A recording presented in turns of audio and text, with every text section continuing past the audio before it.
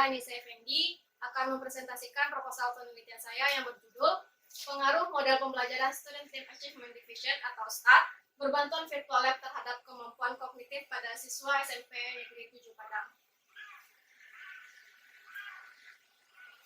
Untuk yang pertama itu saya akan mempresentasikan latar belakang dari proposal saya. Untuk yang pertama saya angkat dari pengertian pendidikan menurut Undang-Undang Nomor 20 Tahun 2003, di mana pada Undang-Undang Nomor 20 Tahun 2003 menjelaskan bahwa pendidikan itu adalah suatu usaha sadar untuk mewujudkan atau menciptakan suasana belajar yang menarik, sehingga menimbulkan keaktifan peserta didik selama proses pembelajaran. Bagaimana cara kita menimbulkan keaktifan peserta didik? Yaitu dengan mewujudkan suasana atau proses belajar mengajar yang menarik dan menyenangkan. Untuk mendapatkan suasana belajar yang menarik dan menyenangkan itu, kita butuh bantuan dari media pembelajaran. Untuk kita ketahui, ketika suasana atau proses pembelajaran itu sudah menarik dan menyenangkan, maka itu akan menimbulkan motivasi belajar bagi peserta didik kita. Dan ketika motivasi itu sudah tumbuh pada diri peserta didik, maka prestasi belajar dari peserta didik itu juga akan membaik. Nah, saat ini model pembelajaran yang ditetapkan itu adalah model pembelajaran berdasarkan kurikulum 2013, di mana pada kurikulum 2013 ini menuntut siswa untuk aktif dalam pembelajaran, atau dikenal dengan student center.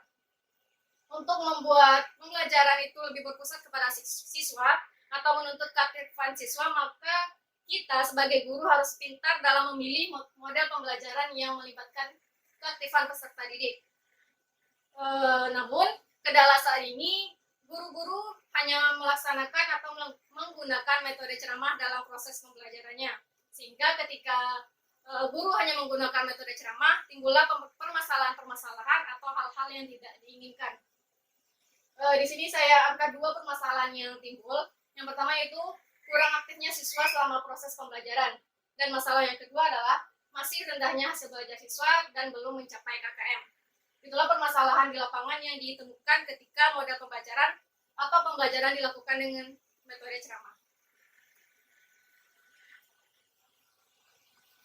Nah, karena permasalahan itu, kita sebagai guru harus mampu memunculkan inovasi atau gerakan baru untuk memperbaiki kualitas belajar. Inovasi yang dapat kita lakukan itu adalah dengan dua tipe. Yang pertama itu dengan memilih model pembelajaran yang kreatif dan menyenangkan. Di samping model pembelajaran yang menarik dan kreatif, kita juga harus mampu memaksimalkan penggunaan media pembelajaran. Menurut Sanjaya pada tahun 2013, model pembelajaran yang kreatif dan menyenangkan itu adalah model pembelajaran kooperatif, di mana model pembelajaran kooperatif ini memiliki beberapa tipe, dan salah satunya adalah model kooperatif tipe STAD atau Student Team Achievement Division. Menurut Slavin pada tahun 2011, model pembelajaran kooperatif tipe STAD ini adalah model pembelajaran kooperatif yang paling sederhana. Kemudian kita tilik pada media pembelajarannya. Karena saat ini sudah memasuki era modern, maka media pembelajaran yang kita gunakan itu juga memanfaatkan perkembangan teknologi. Dan saat ini saya mengangkat media pembelajaran itu adalah virtual lab.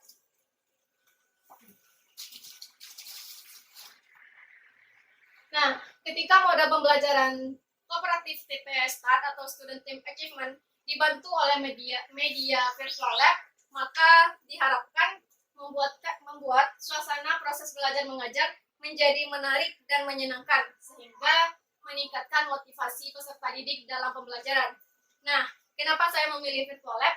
Karena dengan penggunaan virtual lab ini dapat membantu memberikan gambaran mengenai materi yang dianggap abstrak kepada peserta didik. Contohnya saja materi yang melibatkan organ-organ dalam tubuh kita. Itu adalah materi yang tidak nyata atau abstrak. Dengan bantuan virtual lab, maka materi yang abstrak tersebut dapat dijadikan nyata atau konkret.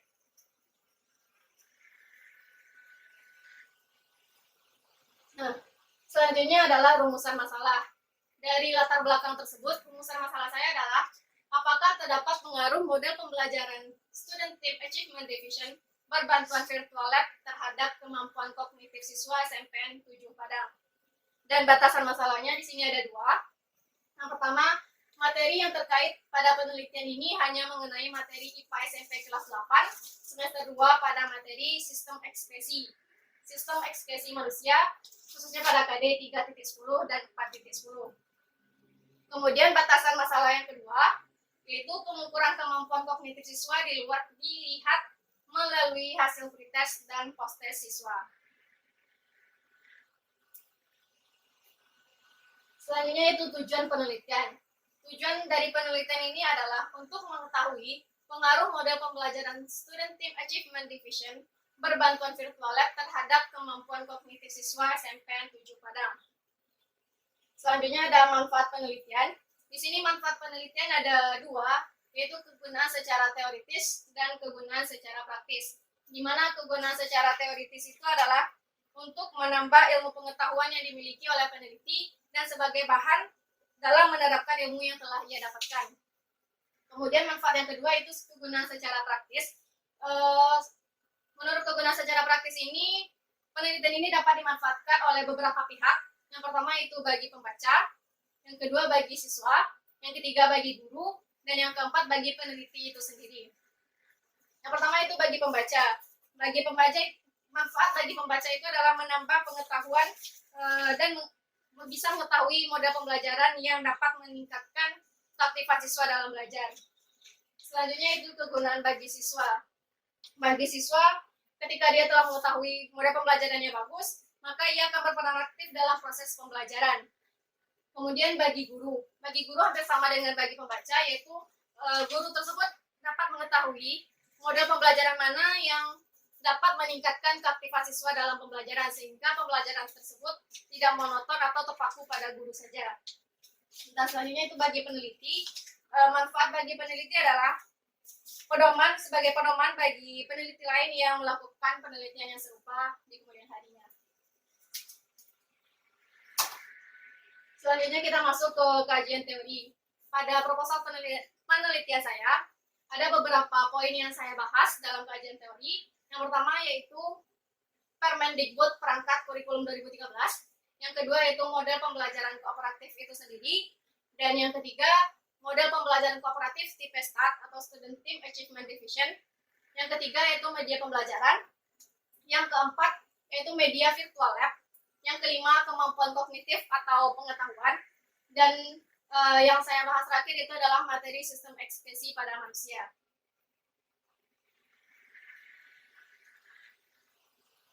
Selanjutnya adalah penelitian yang relevan.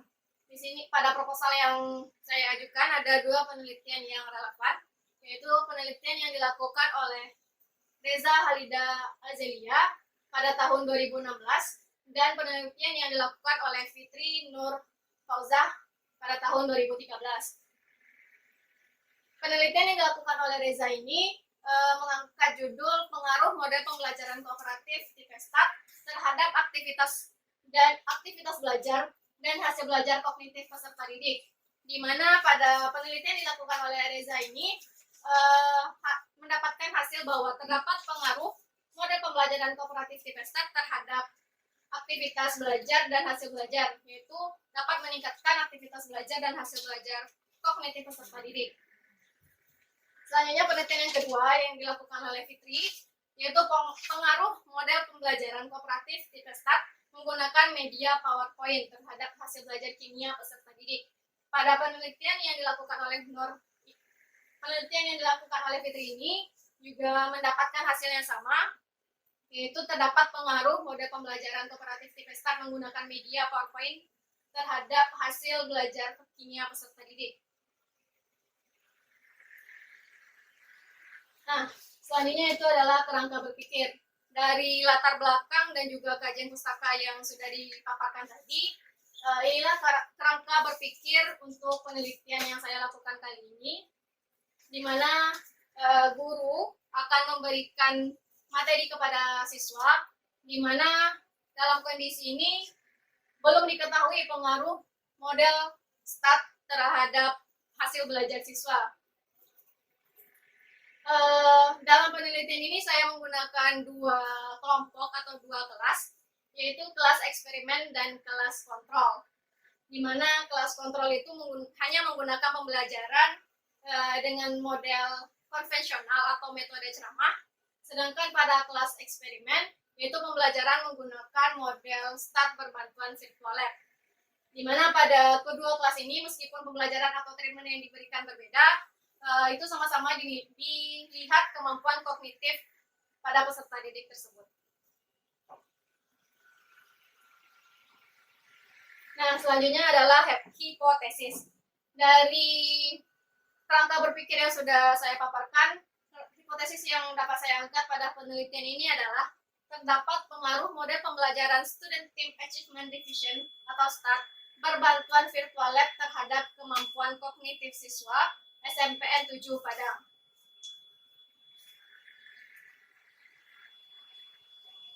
Nah, selanjutnya kita akan masuk ke metode penelitian. Yang pertama itu saya akan menjelaskan jenis penelitian dan rancangan penelitian yang saya gunakan. Untuk jenis penelitian yang digunakan adalah kuasi eksperimen atau eksperimen semu.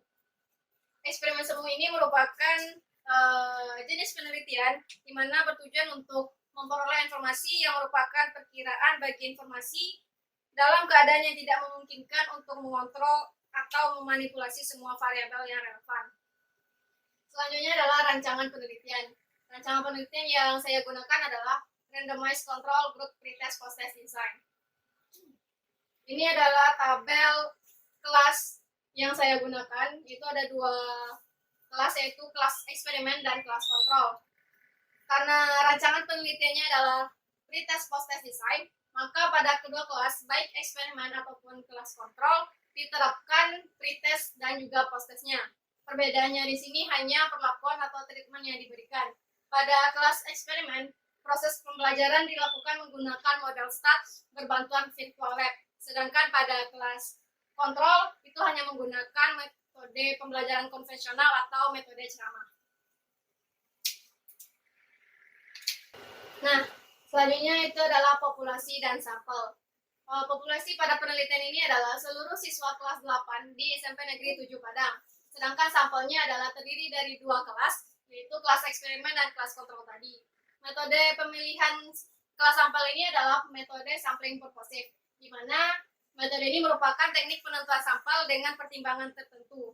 Pertimbangan tertentu yang dimaksud itu seperti kedua kelas yang saya jadikan objek penelitian itu merupakan kedua kelas yang memiliki tingkat pengetahuan yang sama, yaitu sama-sama kelas reguler. Selanjutnya adalah variabel penelitian. Pada penelitian ini ada dua variabel, yaitu variabel bebas dan variabel terikat. Untuk variabel bebasnya adalah model Student Team Achievement Division berbantuan virtual lab.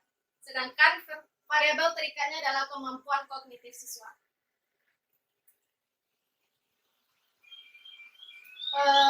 Kemudian itu ada data penelitian. Data penelitian pada penelitian ini merupakan data kompetensi dari aspek pengetahuan yang diperoleh melalui kegiatan pretest dan post-test yang diberikan kepada siswa. Soal pretest dan post-test yang diberikan itu terdiri atas 25 soal objektif atau pilihan ganda dan 5 soal esai. 25 soal objektif dan 5 soal esai ini diberikan kepada kelas kontrol dan juga kelas eksperimen. Kemudian ada prosedur penelitian. Pada prosedur penelitian ini ada 3 tahap. Yang pertama itu tahap persiapan. Tahap persiapan dimulai dengan mempersiapkan proposal penelitian, kemudian penetapan jadwal dan tempat penelitian, kemudian mengurus surat izin observasi, melakukan observasi sekolah, kemudian menemukan masalah, melakukan bimbingan proposal, melakukan seminar proposal, dan mengurus surat izin penelitian. Kemudian mempersiapkan perangkat pembelajaran, mempersiapkan instrumen penelitian, melakukan perbaikan, kemudian itu uji validitas soal yang 25 objektif dan 5 esai tadi. Kemudian setelah dilakukan uji validitas, kita uji coba dan uji reliabilitas soal tersebut, dan kemudian melakukan penyusunan kembali kisi-kisi soal. Setelah tahap persiapan selesai, kita masuk ke tahap pelaksanaan. Pada tahap pelaksanaan itu ada 2 kelas, yaitu kelas kontrol dan kelas eksperimen. Pada kedua kelas itu diterapkan pretest dan juga post-test. Setelah tahap pelaksanaan, kemudian masuk ke tahap penyelesaian. Setelah data kita dapatkan, maka data tersebut akan dianalisis dan kita buatkan pelaporan dari data yang telah kita dapatkan. Kemudian ada instrumen penelitian. Pada penelitian ini, instrumen yang digunakan yang pertama itu soal pretest dan post-test, di mana jumlah soal pada pretest dan post-test itu adalah 25 pilihan ganda dan 5 esai. Dan instrumen yang ketiga itu adalah angket. Angket ini merupakan kumpulan dari pertanyaan-pertanyaan yang nantinya akan membantu kita dalam proses pengumpulan data. Dan yang terakhir itu adalah analisis data. Setelah kita mendapatkan data dari hasil pretest dan post-test peserta didik, maka dilakukan dua uji, yaitu uji prasyarat dan juga uji kesamaan dua rata-rata. Untuk uji prasyarat itu ada dua jenis uji. Yang pertama itu uji normalitas. Tujuan dari uji normalitas ini adalah untuk mengetahui apakah kelas sampel kita itu normal atau tidak. Dan yang kedua, uji homogenitas. Tujuannya adalah untuk mengetahui apakah kelas objek kita itu, kelas sampel kita itu memiliki varian homogen atau tidak. Jika kedua uji, artinya data yang kita peroleh itu normal dan juga homogen, maka baru bisa kita lakukan uji kesamaan dua rata-rata, yaitu uji T. Baik, sekian presentasi proposal penelitian dari saya. Mohon maaf apabila ada kesalahan. Saya akhiri dengan wabillahi taufiq wal hidayah. Assalamualaikum warahmatullahi wabarakatuh.